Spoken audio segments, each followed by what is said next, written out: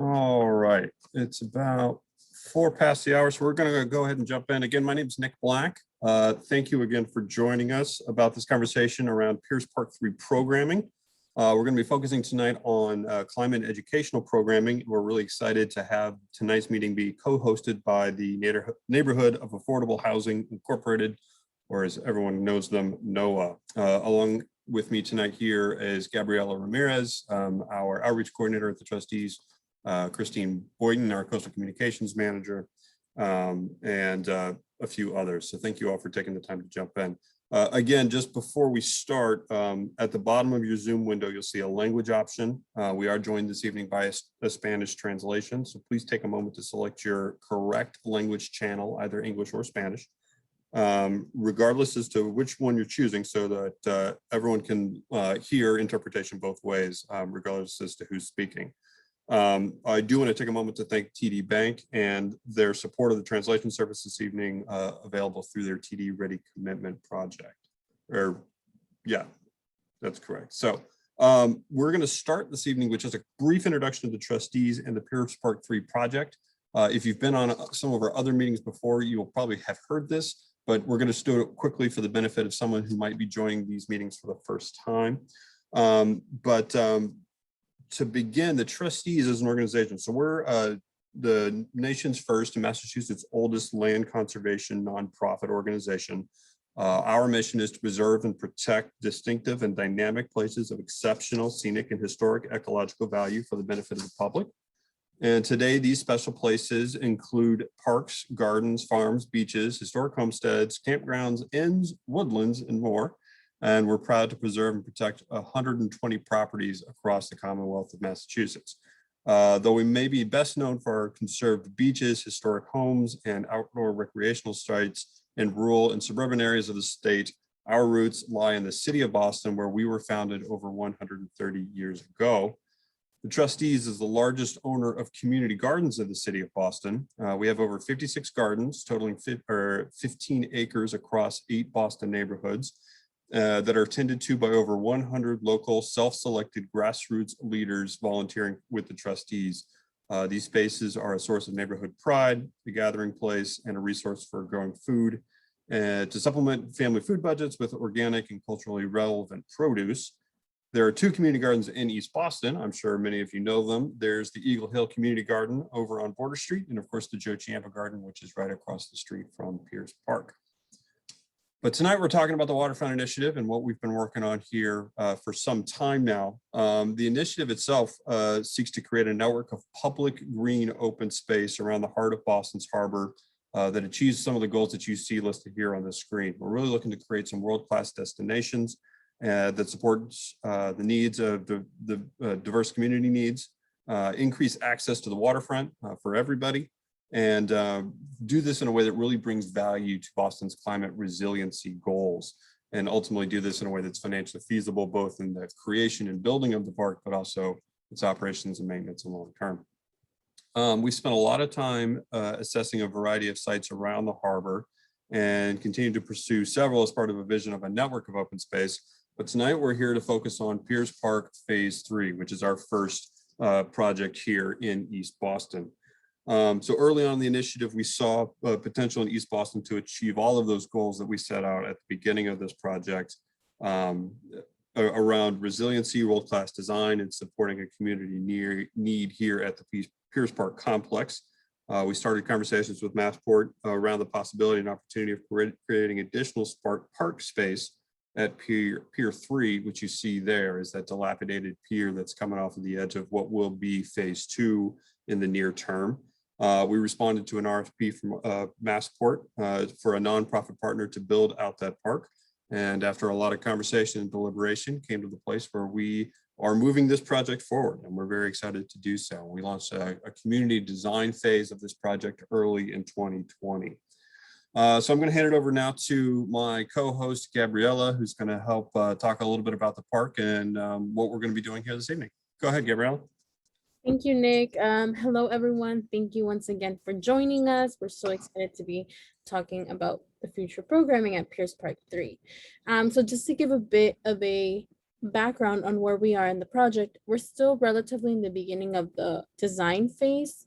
We've started with a process of going through the broad concepts, and it's being narrowed down through engineering, programming, community review, and a community survey that we have been handing out for a while. I've been talking to everyone about it and asking everyone to fill out. But that's where we've been, that's where we are currently, and that's where we'll be this summer, making sure that we are gathering community feedback about the current design and making sure that we have heard from everyone in the community about the design, where it is right now, and where we can add more. And so that survey, right now, we currently have over 800 survey responses. Like I said, we're still looking to gather community feedback, so that survey is still open. If you haven't filled it out, we would really appreciate if you could. Like we said, we're really invested in making sure that the community is involved in this design process, that their needs and demands are reflected in the design. And that's why we have this community survey, and that's why we're having these conversations about future programming. Just wanted to let you know that we also held 2 conversations on arts and culture programming and recreational programming the past 2 Wednesdays this month. If you weren't able to attend, we have a recording of those conversations at our blog at onewaterfront.org if you want to see some ideas that were shared. And if you have any other ideas that you would like to submit, please feel to reach out to us. We're happy to hear from you all.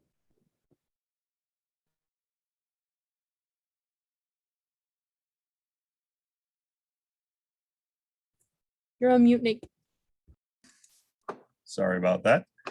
So what you're looking at here, this is the current design vision for Piers Park Phase 3. This was put together by Michael Van Valkenburg and Associates as a landscape architecture firm that we're working with.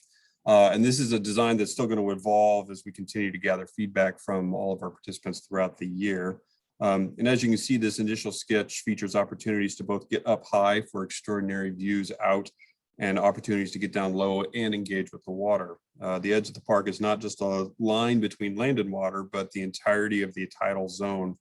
We know that the footprint of the park will vary greatly between high tide and low tide, and that the opportunities for programming may also have a relationship to the daily tidal cycles.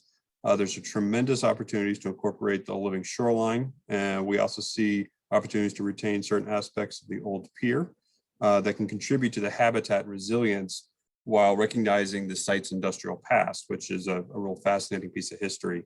The team worked to incorporate habitat creation in tidal pools and to emphasize passive recreation and the enjoyment of nature. Our current thinking also incorporates a series of lawns framed by robust New England landscapes, each with views out to the city, harbor, or tidal pools. And some of those lawn spaces could have the capacity to host events or programming. Sharing one of these designs here that is not a design necessarily, but more of a polished collage of things that we believe is possible at this site.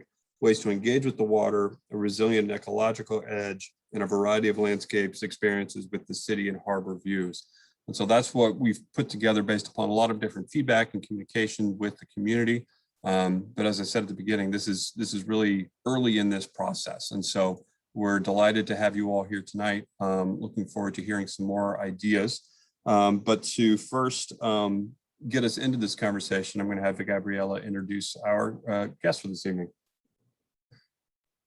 Yes, so I think we're ready to shift our focus for tonight, exploring climate and educational programming opportunities. I want to thank the NOAA team for joining us tonight and bringing them into the conversation to kick us off here. I know I saw Latifa, Phil, and Melinda. And I also want to thank John Waukee from Green Roots for joining us tonight. 2 great organizations that will have a lot of expertise to share. So if Noah wants to start, if someone from their team want to introduce themselves and the work that you all do. Phil, are you gonna do it?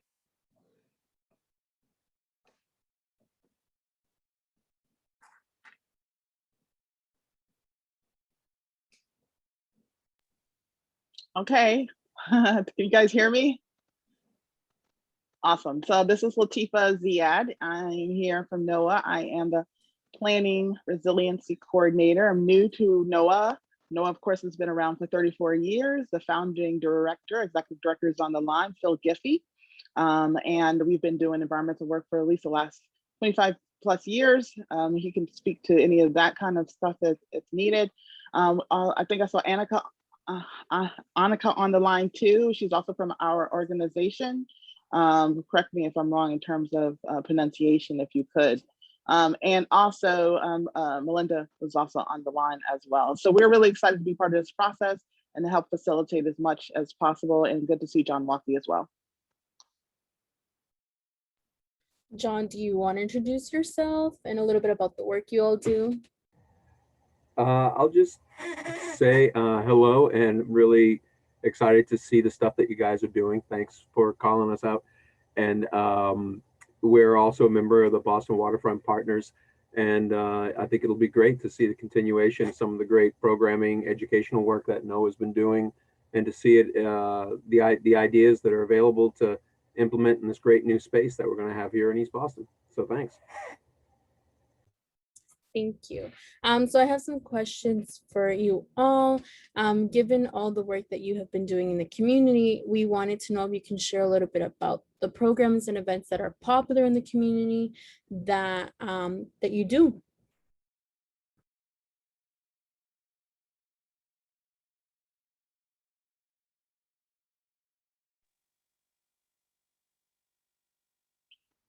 Phil, do you want to take that?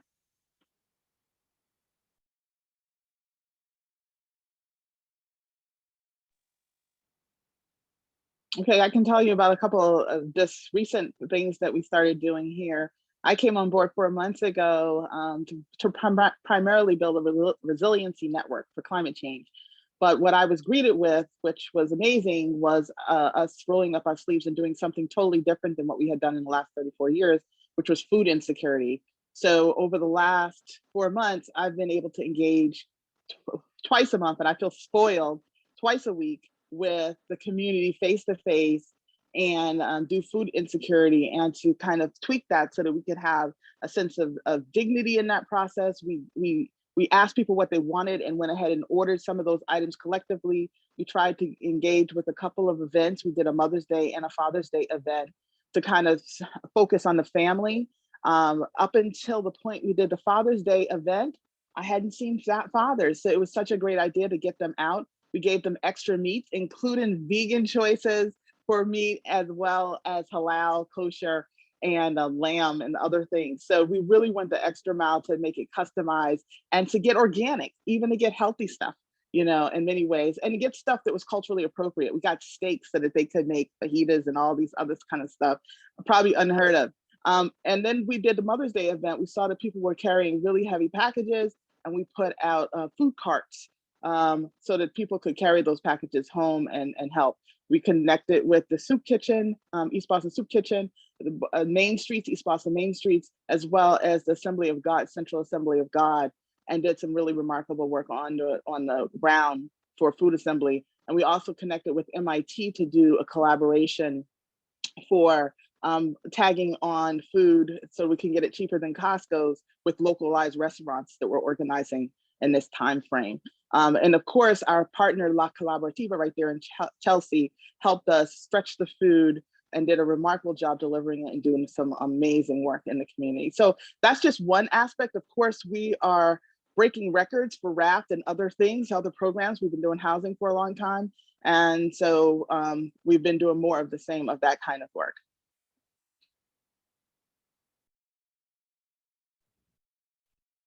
Thank you. John, I don't know if you want to share anything that you think is a hit. I would give a shout out. I think the folks at NOAA are doing again every year have been doing canoeing and kayaking down at Constitution Beach. I think that's happening again. And I know in the past, I remember dragging canoes and kayaks across from NOAA to what was then a vacant lot to get access to the waterfront. And it was a little bit of a, tripping over broken bottles and things on a vacant lot, which is now the Boston East property.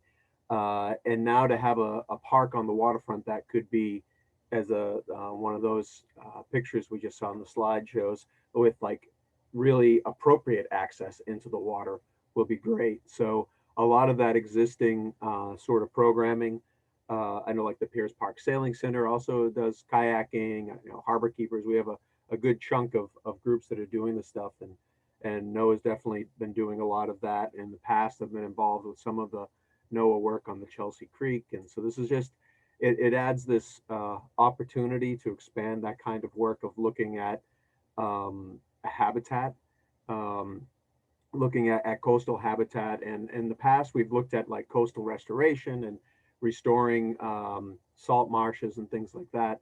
But now with climate change being so much more of an issue, this really is a unique opportunity with this park to design spaces that we can actually be thinking about what are the climate impacts, how can we illustrate that in some really creative ways in this space, because it really is a blank slate for folks to sort of draw on. And for Green Roots, we're thinking about that all the time on the Chelsea Creek and around different parts of Chelsea as well.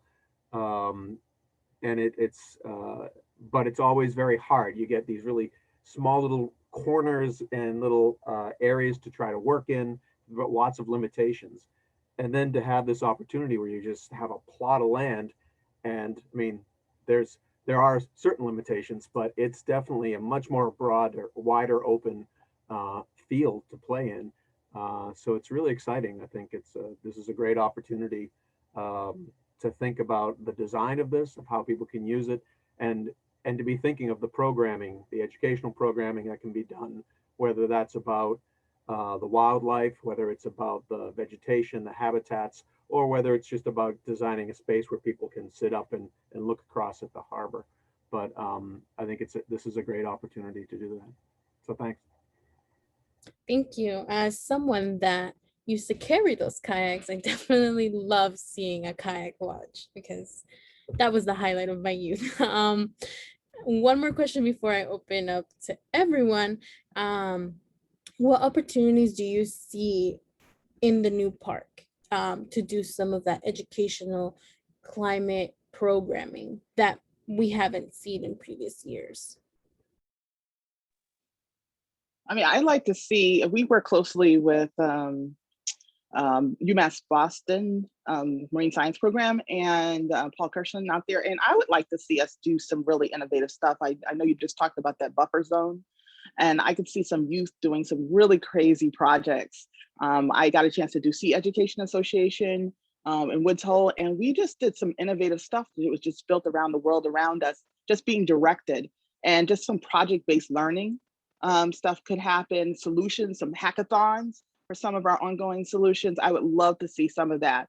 I also serve on the CAB for Heat, and I'd like to see how we explore questions about how heat changes ecosystems, how water rise changes ecosystems, the nexus between both water rise and heat and habitat change in general. Would love to see some of that critical thinking integrated into programming ongoing for both teenagers, college students, and the like, with some of the world-class institutions that we have here. And even East Boston High School, integrating that in some of our youth programs. Both Green Roots and NOAA have youth climate-related groups. The New England Aquarium, which I come from, also has a climate-related group. I'd love to see us collaborate and work together on some projects that make it better for the youth. As one thing. And we are buying extra kayaks right now, just for the record. And we're also expanding our digital access for the community, the digital divide.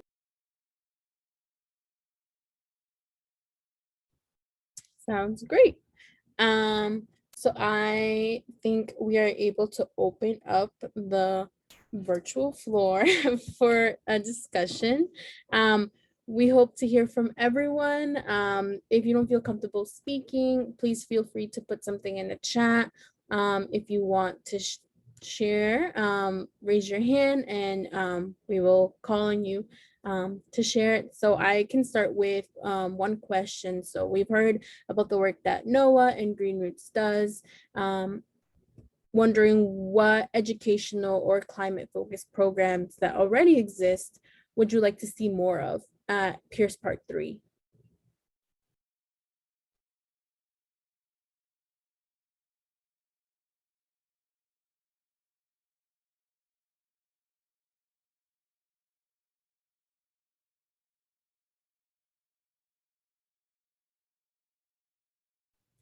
And or do any of the park elements in the first design that we shared make you think of programming or classes that you might want to be hosted there, whether it's for schools or whether it's for adults?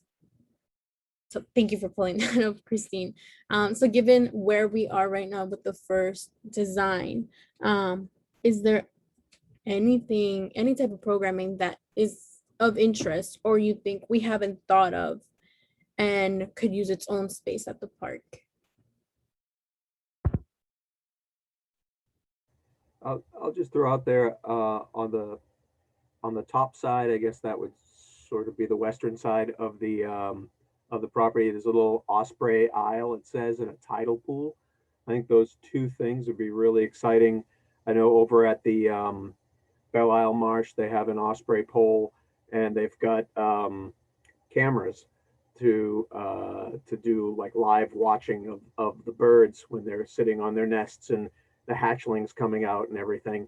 That would be, if we're able to get ospreys to nest there, that would be fantastic to have a live camera. But then obviously tidal pools are incredible playgrounds for education, to bring kids down and to be poking around at low tide in the pools and in the puddles and things that are left behind, and to be identifying the different kinds of animals and sea life that you might find in there. That combination of those two things right there, with the little salt marsh pocket right above it, you're going like three different kinds of coastal habitats. I think it's like a little encapsulated lab for bringing kids out and introducing all the different kinds of the natural coastal habitat, and then they can just lift their eyes up and look across the harbor and see the man-made coastal habitat right there as well. So it is really a great combination, and I would think that some programming connected to some of the BPS schools in the neighborhood of coming down, some of the science classes and things. So maybe nearby, just to the right of that tidal pool, I see a little green patch in there, even having like a little like a pavilion where teachers could, in shade, talk to children or whatever and get them ready to then go out into the tide pool or something like that, to do a staging area for educational kinds of talks and things, bird watching or whatever. I still happen to be on the board of Piers Park Sailing. And so one of the things that I know Piers Park was working on is having their own weather vane there, and young people being able to do data management themselves and to witness that. But I also got some requests from some of the organizations regarding exploring aquaculture. So how can we figure out how to have some kind of demo form aquaculture we could show people how to have the economics of the ocean? I would love to see some of that instead of just workers mindset. How do you become entrepreneurs of resources? Thank you. Both great ideas. Gabriela, I see that you have your hand up, so the floor is yours. Thank you, Gabriela. So great to be here. I love seeing these designs. I'm really, really excited about what's to come. My name is Gabriela Bocio. I used to work at NOAA, and until very, very recently, I lived in East Boston. I jumped ship to Chelsea now, but I still have a big fondness for Piers Park, and I'm excited, and I care a lot about East Boston, so I'm really happy to see all of this. I love all the ideas that John Waukee was sharing. I love that there's a kayak launch. I second the idea about like the Osprey cam. One thought that I had, a couple years, maybe 2018, 2017, we were doing through NOAA some like climate and resilience focused tours. And I thought those were really fun and people really seemed to enjoy them. And maybe something along those lines could be done in this space as well, to really highlight like what are those areas. Like obviously there's a lot that's being taken into consideration here with regards to resilient planning for this park, like make that visible through signage, but also by, having opportunities for people to like walk around and be like, here, we did this because of this reason. And this is, protecting our community in such a way. and kind of explaining people walking through the landscape together. And if there is going to be signage, I hope that it will be multilingual signage. We have a multilingual community, and I think that would be really wonderful to see. Just like when you're in green buildings, like you don't know everything that they're doing, right? Same with these spaces in these parks, like you're enjoying the beautiful space, but you don't know what went into creating that space that makes it special. So making all of that visible through different ways, I think would be really great. And one more thing I wanted to add, kind of in that vein, something I really love about Piers Park is how it ties in the history of East Boston. And if there could be elements of that that are reciprocated in, Piers Park 2 and Piers Park 3, which is what we're talking about today, I think that would be very lovely too, because I think it helps kind of like connect everybody and kind of weave that story of who we are and what the community is. And finally, kind of working off of something Latifa said, are there opportunities in the park, thinking about, future resilience and how heat is going to be such a big part of the challenges that we're facing? Are there ways to use this park also for cooling zones somehow, like making space for people like to have refuge from the heat somehow? I don't know if that's possible, but I just wanted to throw all of those ideas out there. Thank you. Thank you, Gabriela. All great ideas. Does anyone else want to share? If not, I can pose a different question to the group.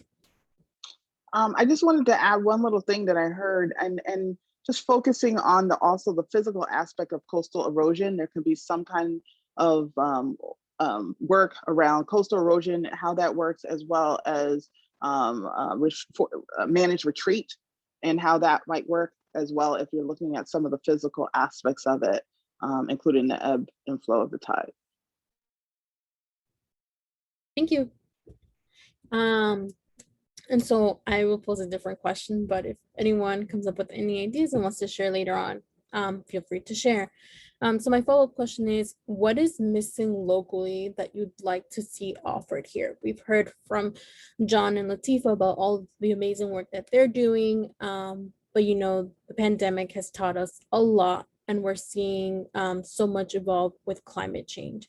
So let me know, well, let us know if you think there's something missing locally.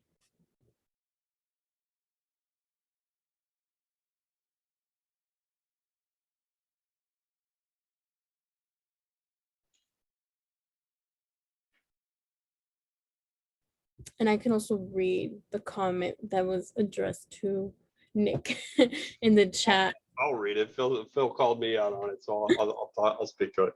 Thanks, Phil. Yeah, so Phil's question was, he said, let me throw a wild card out there. Are we confined to the old pier? That is, can the park be expanded in some way in order to help with sea level rise? So the project that we are working on and are addressing is what is referred to as Piers Park Phase 3, and that is confined to the current footprint of the pier. That's what's owned by Massport. That's what we'll be negotiating a ground lease for. There are ongoing conversations, I can assure you, because I actually just came from one, around what does resiliency look like on a more broad basis, both on Phase 3, but also the other pieces of the park. But then, what does that look like even more broadly for the neighborhood itself? And I've said this before, and those of you who have joined other events of ours might have heard me say that we really see this as an opportunity to do some proofs of concept, to try some new things, as Latifa said, come up with some crazy ideas and really try some stuff and implement them in a way that actually shows a path forward for the rest of Boston, because we know the resiliency issue is real at this spot, but we know this isn't the only spot. This is, one of many locations around the city of Boston and East Boston and other neighborhoods that will eventually start to flood pretty regularly.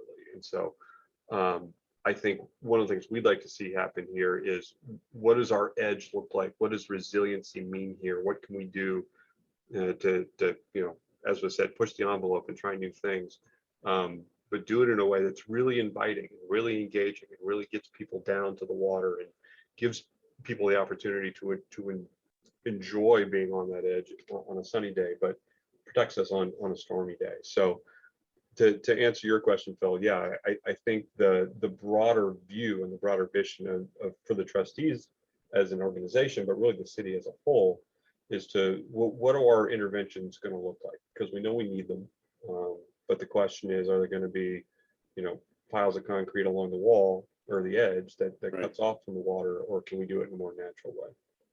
Right. Yeah. Thank you for that, Nick. And I wonder if I'm glad it didn't sound like such a crazy question after all. And maybe is there a way we as a neighborhood or others can help sort of reshape that so it doesn't become the Army Corps of Engineers says you can't move beyond the salt marsh idea there. It's got to be a brick wall, which people don't want anyway. There needs to be a living shoreline. So how do we perhaps help you or assist the neighborhood in sort of creating that particular way of thinking in the waterfront? Yes, there'd be some fill, but it'd be for the purposes of sea level rise protection and nature-based solutions.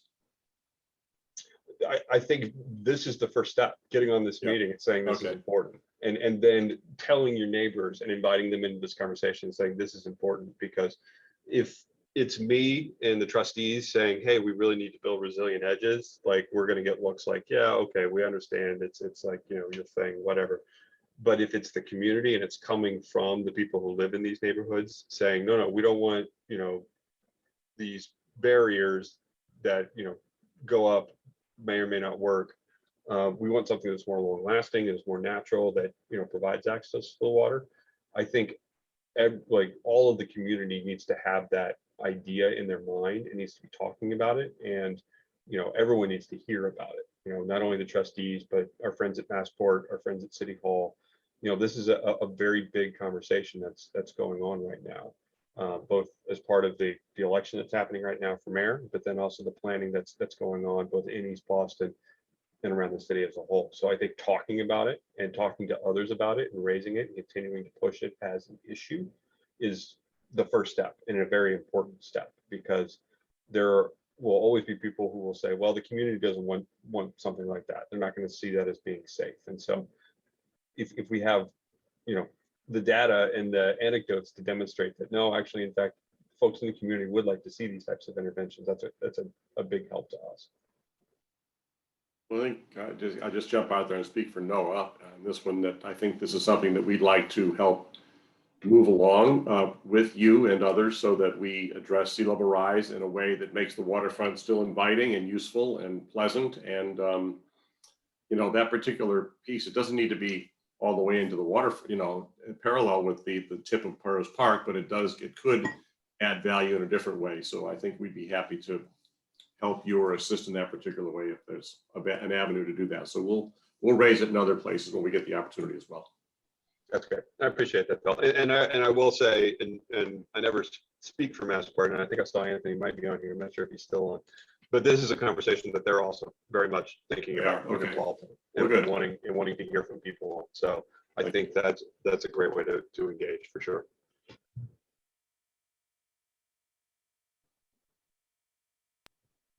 Yes, thank you for those comments, Phil. Greatly appreciated.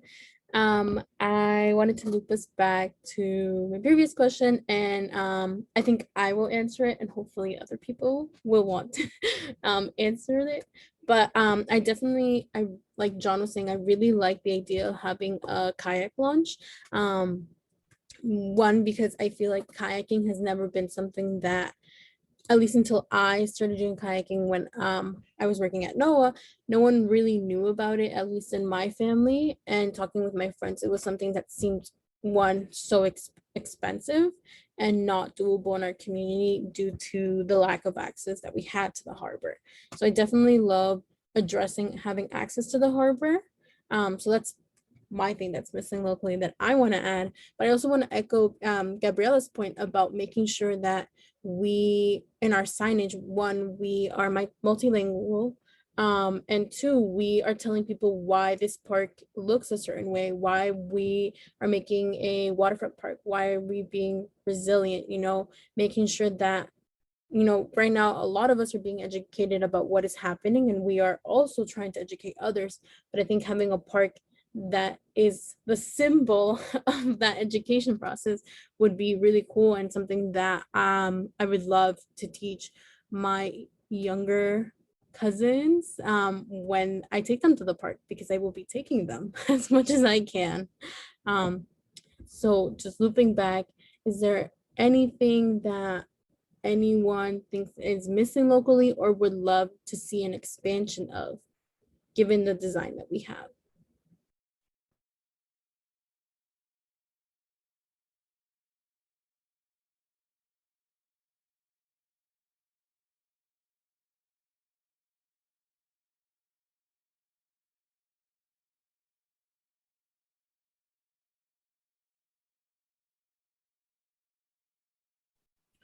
I'd Or love to see a launch pad for something like Alvin, but I know that's real far out there. Gabrielle, how will this be maintained and secured the way Piers Park 1 is with, Massport provides, there's bathrooms, there's police, there's things of that nature, which you may have thought about it, or how do you respond to that particular need? I turn the mic to Nick. Yeah, so those are all pieces that we're going to be negotiating with Massport. I mean, it's obviously a bit of a new endeavor for both of us in terms of, they operate and maintain parks all over, so they certainly have those capabilities, but we also bring our own experience and expertise as well. So I think it'll be kind of a partnership of sorts that we'll negotiate in terms of who's doing what. But yeah, no, those are ongoing conversations for sure.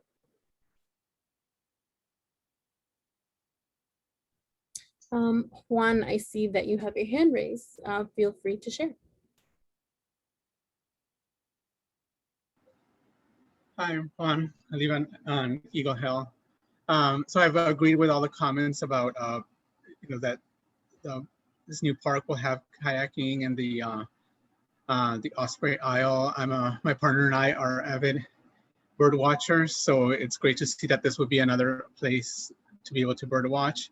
And I see that by creating this space and hopefully more green spaces around the waterfront, it'll be more, it'll create a much more, a culture of being familiar with the waterfront for all of East Boston, because it feels like, I do see a lot of people always hanging around the waterfront, but I feel like we could even be more known. That way the rest of the city will always see East Boston as not as the airport, but as the waterfront, where you can do all these waterfront activities. And I feel like that's the first thing that comes to mind when I see this new park. And a question I thought about is, so like Lopresti Park, I go there all the time, even at night, but I realized that Piers Park is gated and it closes at night. And it also closes when it's snowing too much. And basically, that's what happens with Massport parks when I go running in the winter, that if it snows too much, they just close them all. Will this park also be gated and closed at times like that? Or would it be completely accessible all the time? So you will obviously need to access the phase 3 by going through the other phases of the park. And so I would anticipate that it will operate under the same set of rules. Now, whether or not those rules that are in place currently remain the same once phase 2 is built, once phase 3 is built, I think there's some opportunity to revisit some of those and hear from the broader community in terms of things and opportunities that potentially could be approached in a different manner. And I think we would certainly welcome that conversation. But to your larger point, Juan, the one about having East Boston be thought of as not just the airport, but as Boston's waterfront, I think is a tremendous one. And I think it's a tremendous opportunity. And that's one of the things that we're really excited about as part of this project is really expanding the thinking, not only of the folks in the neighborhood. We obviously love to hear what people in East Boston and Chelsea and Revere and Winthrop and other places are thinking and want to see here. But we really see this as an opportunity to bring East Boston into and part of the broader community, because a lot of folks on the other side of the harbor, I can tell you in conversations when I say we're building a park in East Boston, they're like, what? Why? Why would you go there? And it's like, for all those reasons that you just said, Juan, there's this opportunity to really make East Boston be the centerpiece to the city's waterfront. I couldn't agree with you more. I think that's a great opportunity. Yes, I also agree with that point, Juan. I think it'll be really cool to be known as East Boston, home of Piers Park 1, 2, and 3, and not the airport. So Gabriela, I see your hands and I will let you speak, but I just wanted to read a comment that Teresa put in the chat that says it would be great to offer water safety and or boating education for both kids and adults. And yes, that's something that we did touch on last week when we had our programming conversation with the YMCA and Piers Park Sailing Center, because one comment that was brought up was, you know, a parent said, like, I don't know how to swim, but I would love for my kids to learn how to swim, or I don't feel comfortable being in the water and teaching them. And so that's something that we already are talking with the YMCA and Piers Park to see how we can ensure that there is water safety. We are running those educational programmings if we are going to do recreational programming with that involves the water. So thank you for the comment, and I will let you, I definitely say that you're not the only one to raise that point, so you're on the right track for a community concern. Gabriela, go ahead. Hi, thank you. Sitting here in the dark, don't mind the video, but I agree with everything that's been shared. I think that was a really great comment, and Juan, your points, all really good. I had a question that I wanted to direct back at you, Gabriela. When you're talking about gaps, something that I remember from your youth work is that young, teens in East Boston feel like they don't have anywhere to go to spend time together or to be in a safe place. Does that, in your opinion, fit into this picture at all? Like, are there any opportunities there? 100%. Gabriela, you know me. I'm all about having young people involved and making sure that they're heard. So one thing that I have been doing is that I've been talking to a lot of, and I guess I'm still considered a young person because I'm still young, but I've been talking a lot with my friends about making sure that, one, they're filling out the survey. So I am really putting an importance on the survey to make sure that, one, we are hearing everyone. And, as someone that grew up in East Boston, I have, and Nick can tell you, a million ideas for Piers Park 3 that I have shared. And there are so many young people that when I tell them that there is a new park, they're like, wow, like, what are we going to be able to do? And so the first thing is definitely hearing them and making sure that, again, the design reflects what they envision and what they want. And then in terms of making the park a safe space, for sure, 100%. And as Nick said, we are currently talking with Massport to see what our rules will be. We know that some people have been asking us those questions. And so that definitely falls into making sure that we are a welcoming park and making sure that everyone knows that the park is everyone's. But in terms of making sure that young people feel welcomed, we're doing that from the bottom, making sure that we're talking to them, having those meaningful conversations, hearing them and hearing what they would like to do. And I will tell you that recreational programming has been a big ask. People want to be able to kayak, sail, do all types of water activities that normally haven't been in the community or that not everyone has had a chance to experience. So yes, 100% young people are being involved, and we're making sure that this is a space for everyone.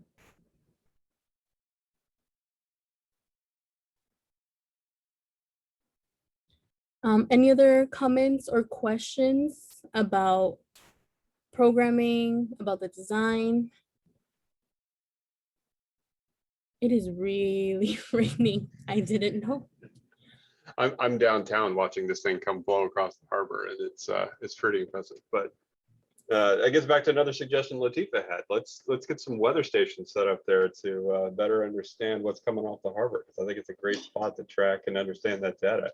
Tell us a little bit more about your work with Sustainable Solutions Lab, if you would, Latifa. What sort of projects are students working on, or what sort of, quote unquote lab space would they like to see, like down on the harbor? So one, and I'd like Paul Giffey to really jump in on here because he has the history, but we just did a summit, and in that summit, using UMass as an advisor on a lot of this work, we're able to kind of do a survey with, I think it's 270 families in East Boston to figure out what their various levels of comprehension is around climate resilience, and our youth are the ones that brought out the data.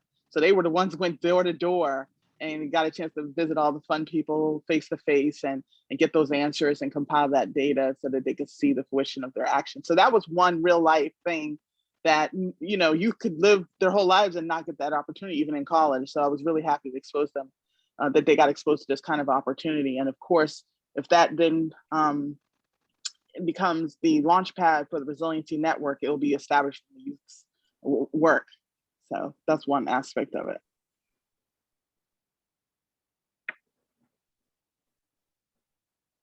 That's great. Well, Nick, I think you probably know Paul Kirshen from UMass, right? Sure.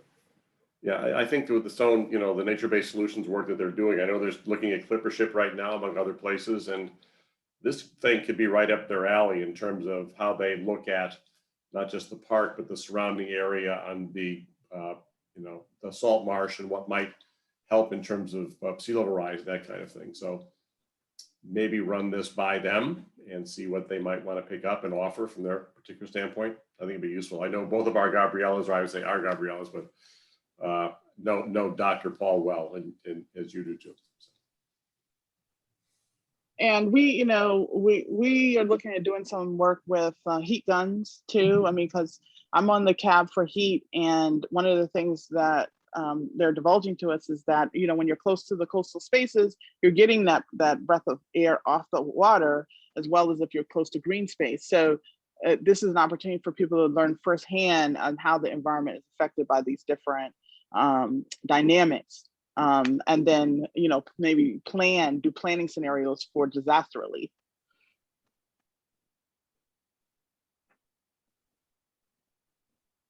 No, there's no question that topic has been top of mind the last few days with as hot as it has been.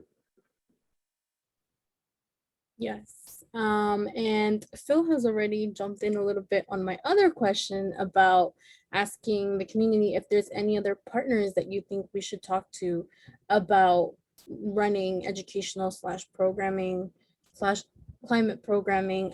So I know Phil mentioned Paul from UMass. Is there anyone else that anyone thinks would be like a great person to talk to, or knows of any organizations that are already running some programming like that? Like last week, we heard some great ideas about organizations in Philadelphia that are running really cool recreational programming on the waterfront. Oddly enough, I have some contacts in the Philadelphia area, and I was thinking Philadelphia, but I thought that was too far as an outlier. So I'll hold that close to my chest for this conversation, but there's some possibilities of some connections that way. But I was thinking more close to home, we have ACE. I would love to see ACE and Eastie and see how we could work with that group to kind of bridge the gap between some of the inland spaces to the waterfront and build a little bit more of a cultural connector.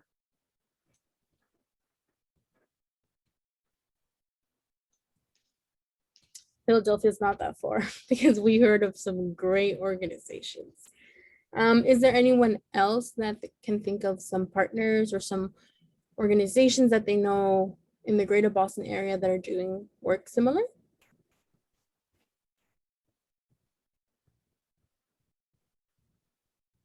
I will point out that we have spoken to EC Farms, the Harbor Keepers, and we're in contact with them given their programming as well. We would love to continue working with them.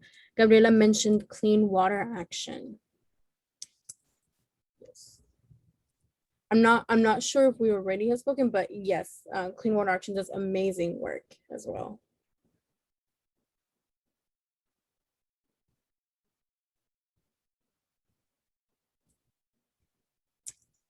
Alrighty. Thank you, everyone.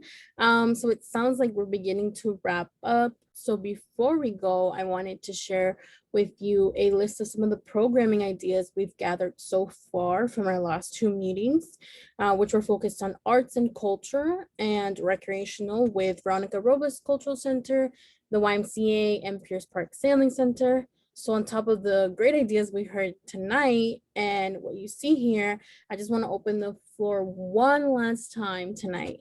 Does this list make you think of any other programming opportunities that we should consider? Maybe it's something similar to what you see here, but reminds you of a slightly different idea. I know that the Boston Architectural College on Newberry did an exhibit on, I think it was Frederick Douglass, and they did it through the vein of the New Bedford whaling community. And so finding kind of nexus between historical information with like a cultural twist, I think could be inviting to a whole lot of people to identify with the ocean. I also think that we have things like Woods Hole, which is really close. It's much closer than Philadelphia. And they have Sea Education Association, and they could do a whole lot more in doing stuff localized in this community. So utilizing some of those spaces as well would be awesome. Gabrielle, I see the word stargazing there, and I love that, and I hope that, you know, there isn't too much, you know, light pollution there, but it does make me think that, you know, we go to the waterfront, not just, we go to do these things, but also just to refresh and sit and be still. And that there could also be a place where there doesn't have to be the noise and wonder and music of daily life, and that there may be a space where meditation may not be maybe a phrase that pushes people away, but a place where there's of quiet, where you don't have to do these things, and where people can feel like they can sit and enjoy just the view, the nature, and the people, as opposed to I got to do something, as opposed to be who I am, kind of thing. Yeah, for sure. Stargazing was a hit last week when Vidya from our team mentioned it. So that's definitely something that we are looking into, and I think it would be really cool to have it at Piers Park. So before I say my last thank you, I did want to point out that Paola Villatorro from Senator Boncour's office is here. Thank you for joining us once again, Paola. If you want to share any remarks, please feel free. But we're really thankful that you joined us for all three of our programming conversations. We're happy to hear all your thoughts.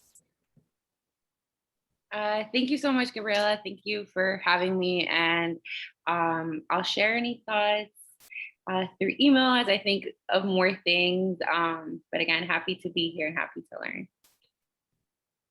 Thank you, Paola.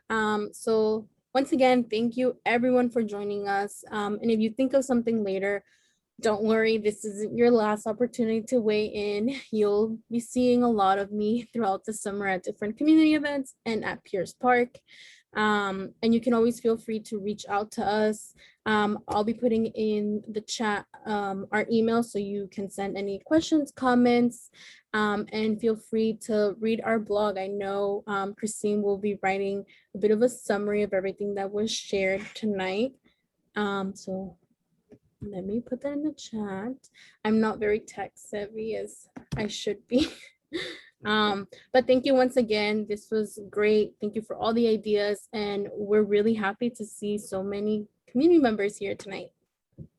And thank you to Noah and Green Roots. Thank you, Noah. Thank you, Green Roots. Thank you all for taking the time to come out tonight. We really appreciate it. It's very helpful. Thanks for asking. Good session. Thanks, everyone.